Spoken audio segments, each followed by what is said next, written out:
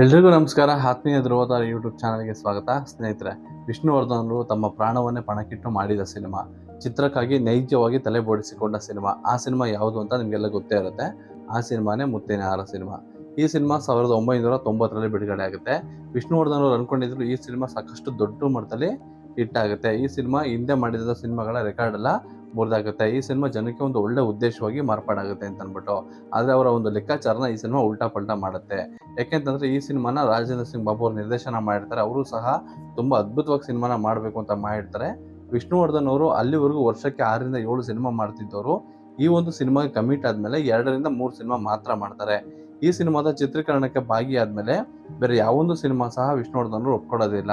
ಈ ಸಿನಿಮಾಕ್ಕಾಗಿ ನೈಜವಾಗಿ ತಲೆನ ಬೋಡ್ಸ್ಕೊಂಡಿರ್ತಾರೆ. ಕಂಪ್ಲೀಟ್ ಆಗಿ ಅವರ ಒಂದು ಕೂದಲನ್ನ ತೆಗ್ಸಿರ್ತಾರೆ. ಯಾಕಂದ್ರೆ ಈ ಸಿನಿಮಾದಲ್ಲಿ ಅಭಿನಯ ಮಾಡಬೇಕಾಗಿರುತ್ತೆ. ಆ ಥರ ಈ ಸಿನಿಮಾ ಒಂದು ಯೋಧನ ಒಂದು ಕುಟುಂಬ ಯಾವ ತರ ಒಂದು ಕಷ್ಟದಲ್ಲಿ ಸಿಗಾಕೊಳ್ಳುತ್ತೆ ಮತ್ತು ಆ ಯೋಧ ತನ್ನ ಪ್ರಾಣ ಹೋದ್ರೂ ಸಹ ತನ್ನ ಹೆಣ ಕೂಡ ಸತ್ಯಾಂಶ ಬಾಯಿ ಬಿಡೋದಿಲ್ಲ. ಒಬ್ಬ ಭಾರತೀಯ ಯೋಧ ಎಷ್ಟು ಕಟ್ಟುನಿಟ್ಟಾಗಿರ್ತಾನೆ ದೇಶದ ವಿಷಯದಲ್ಲಿ ಮತ್ತು ದೇಶದ ರಹಸ್ಯಗಳನ್ನ ಕಾಪಾಡ್ತಾನೆ ಅನ್ನೋದನ್ನ ಈ ಒಂದು ಸಿನಿಮಾದಲ್ಲಿ ತೋರಿಸಲಾಗಿದೆ. ಈ ಸಿನಿಮಾ ಒಂದು ಇಂಗ್ಲಿಷ್ ಕಾದಂಬರಿ ಆಧಾರಿತ ಸಿನಿಮಾ. ಈ ಸಿನಿಮಾದ ಬಜೆಟ್ ಬಂದು 1 ಕೋಟಿ ಅಥವಾ 1.5 ಕೋಟಿವರೆಗೂ ಸಹ ಈ ಸಿನಿಮಾಗೆ ಖರ್ಚಾಗುತ್ತೆ.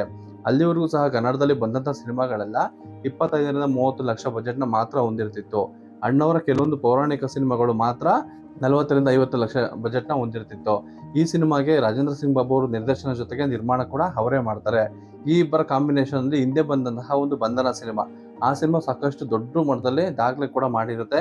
25 ವಾರಗಳ ಕಾಲ ಪ್ರದರ್ಶನ ಕಂಡು ಅದ್ಭುತವಾಗಿರೋ ಗಳಿಕೆ ಕೂಡ ಮಾಡಿರುತ್ತೆ. ಅದಾದ್ಮೇಲೆ ಈ ಇಬ್ರು ಕಾಂಬಿನೇಷನ್ ಮತ್ತೆ ಸುಹಾಸಿನಿ ಅವರು ಈ ಸಿನಿಮಾಗೂ ನಾಯಕಿ ಆಗ್ತಾರೆ ಅಂದಾಗ ನಿರೀಕ್ಷೆ ಕೂಡ ದುಪ್ಪಟ್ಟಾಗಿರುತ್ತೆ.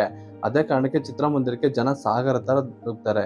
ಸಿನಿಮಾ 4ರಿಂದ 5 ವಾರಗಳ ಭರ್ಜರಿ ಪ್ರದರ್ಶನ ಕಂಡ್ರೂ ಸಹ ಈ ಸಿನಿಮಾ ಬೆಂಗಳೂರು ಮತ್ತು ಮೈಸೂರಲ್ಲಿ 25 ವಾರ ಓಡುತ್ತೆ.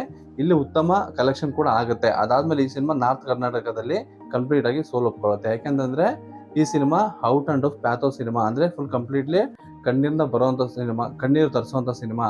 ಮೊದಲಿನ ಲಾಸ್ಟ್ ವರ್ಗೂ ವಿಷ್ಣುವರ್ಧನ್ ಅವರು ಅಳಿಸ್ತಾನೆ ಇರ್ತಾರೆ. ಅಂತಂದ್ಬಿಟ್ಟು ಏನಾಗುತ್ತೆ, ಮಾಸ್ ಆಡಿಯನ್ಸ್ ಮತ್ತು ಯಂಗ್ಸ್ಟರ್ಸ್ ಈ ಸಿನಿಮಾನ ನೋಡೋದಿಕ್ ಹೋಗಲ್ಲ. ಹಾಗಾಗಿ ಬೆಂಗಳೂರಲ್ಲಿ ಅತಿ ಹೆಚ್ಚು ಕಲೆಕ್ಷನ್ ಮಾಡಿದ್ರು ಸಹ ಬೇರೆ ಭಾಗಗಳಲ್ಲಿ ಈ ಸಿನಿಮಾ ಸೋಲೊಪ್ಕೊಳ್ಳುತ್ತೆ. ರಾಜೇಂದ್ರ ಸಿಂಗ್ ಬಾಬು ಅವರು ಹೇಳಿರೋ ಪ್ರಕಾರ ಈ ಸಿನಿಮಾದ ಬಜೆಟ್ 1.5 ಕೋಟಿ ರೂಪಾಯಿ ಆಗಿರುತ್ತೆ. ಆದ್ರೆ ಈ ಸಿನಿಮಾದ ಕಲೆಕ್ಷನ್ ಬಂದು ಅಷ್ಟಕ್ಕಷ್ಟೇ ಆಗಿರುತ್ತೆ. ಹಾಕಿರೋ ದುಡ್ಡು ಅವ್ರದ್ದು ಲಾಸ್ ಆಗುತ್ತೆ ಈ ಸಿನಿಮಾದಿಂದ. ನನ್ನ ಪ್ರಕಾರ ಹೇಳ್ಬೇಕು ಅಂತಂದ್ರೆ ಆಗಿನ ಕಾಲಕ್ಕೆ ಈ ಸಿನಿಮಾದ ಕಲೆಕ್ಷನ್ 40ರಿಂದ 50 ಲಕ್ಷ ರೂಪಾಯಿ ಮಾತ್ರ ಮಾಡಿರುತ್ತೆ. ಸಿನಿಮಾದ ಅರ್ಧಕ್ಕಿಂತ ಹೆಚ್ಚು ಈ ಸಿನಿಮಾ ನಷ್ಟವನ್ನು ಹೊಂದುತ್ತೆ. ಈ ಸಿನಿಮಾಗೆ ವಿಷ್ಣುವರ್ಧನ್ ಅವರು ಅಷ್ಟು ನಿರೀಕ್ಷೆ ಇಟ್ಕೊಳ್ಳೋದಕ್ಕೆ ಕಾರಣ ಏನು ಅಂತಂದ್ರೆ, ಇದು ಒಂದು ಯೋಧನ ಸಿನಿಮಾ. ಇಡೀ ಸೌತ್ ಇಂಡಿಯಾದಲ್ಲಿ ಯಾರು ಸಹ ಈ ಒಂದು ಯೋಧನ ಪಾತ್ರ ಮಾಡೇ ಇರಲಿಲ್ಲ. ಫಸ್ಟ್ ಟೈಮು ನಾವೇ ಮಾಡ್ತಿರೋದು. ಮತ್ತೆ ಈ ಸಿನಿಮಾ ದೇಶಭಕ್ತಿ ಹೊಂದಿರೋ ಸಿನಿಮಾ ಆಗಿರೋದ್ರಿಂದ ತುಂಬಾ ಚೆನ್ನಾಗಿ ಆಗುತ್ತೆ ಅಂತ ಅನ್ಬಿಟ್ಟು ಈ ಸಿನಿಮಾಗೆ ಸಾಕಷ್ಟು ಸಮಯ ಕೊಟ್ಟಿದ್ರಂತೆ.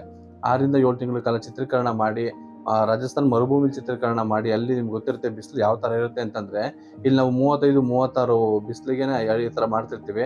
ಅಲ್ಲಿ 50-52ವರೆಗೂ ಕೂಡ ಹೋಗುತ್ತೆ ಬಿಸಿಲು. ಅಷ್ಟು ಬಿಸಿಲು ಇರುತ್ತೆ ಅಲ್ಲಿ ಚಿತ್ರೀಕರಣ ಮಾಡ್ತಾರೆ. ಸಿನಿಮಾ ಬಗ್ಗೆ ಸಾಕಷ್ಟು ನಿರೀಕ್ಷೆ ಇಟ್ಕೊಳ್ಳೋದಕ್ಕೆ ಇನ್ನೊಂದು ಕಾರಣ ಏನು ಅಂತಂದ್ರೆ, ಪ್ರತಿಯೊಬ್ಬ ನಾಯಕಂದು 25ನೇ ಸಿನಿಮಾ, 50ನೇ ಸಿನಿಮಾ, 100ನೇ ಸಿನಿಮಾಗಳು ದೊಡ್ಡ ಮಟ್ಟದಲ್ಲಿ ಸಕ್ಸಸ್ ಆಗ್ಲೇಬೇಕು ಅಂತ ಅವರ ಅಭಿಮಾನಿಗಳಿಗೆ ಒಂದು ಆಸೆ ಕೂಡ ಇರುತ್ತೆ. ಅದೇ ತರ ಈ ಸಿನಿಮಾ ವಿಷ್ಣುವರ್ಧನ್ ಅವರ 125ನೇ ಸಿನಿಮಾ.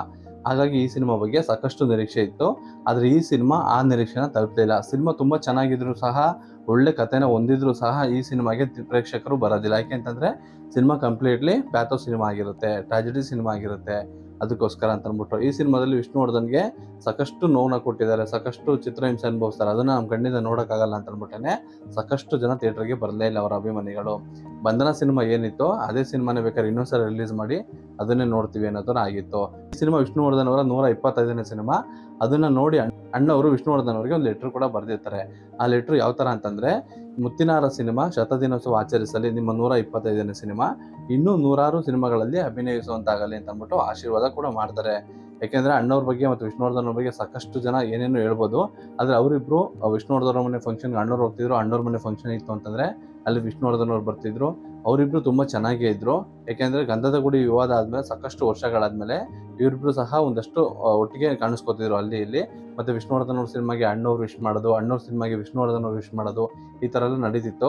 ಹಾಗಾಗಿ ಈ ಸಿನಿಮಾಗೂ ಸಹ ಅಣ್ಣವ್ರು ವಿಶ್ ಮಾಡಿ ಒಂದು ಅಭಿನಂದನೆ ಕೂಡ ತಿಳಿಸಿದ್ರು ವಿಷ್ಣುವರ್ಧನ್ ಅವ್ರಿಗೆ. ಈ ಸಿನಿಮಾ ಹೆಂಗ್ ಶುರು ಆಗುತ್ತೆ ಅಂತಂದ್ರೆ, ರಾಜೇಂದ್ರ ಸಿಂಗ್ ಬಾಬು ಅವರು ಹೇಮಾ ಮಾಲಿನಿ ಅವ್ರದ್ದು ಒಂದು ಹಿಂದಿ ಸಿನಿಮಾನ ಬಾರ್ಡರ್ ಅಲ್ಲಿ ನಿರ್ದೇಶನ ಮಾಡ್ತಿರ್ತಾರೆ. ಆಗ ಅಲ್ಲಿ ಅವ್ರಿಗೆ ನಮ್ಮ ಕರ್ನಾಟಕ ಮೂಲದ ಕೊಡುವ ಸಂಪ್ರದಾಯ ಏನಿದೆ, ನಮ್ಮ ಕೊಡಗೋರು ಒಂದಷ್ಟು ಜನ ಯೋಧರು ಮತ್ತು ಅವರ ಪತ್ನಿಯರೆಲ್ಲ ಸಿಗ್ತಿರ್ತಾರೆ.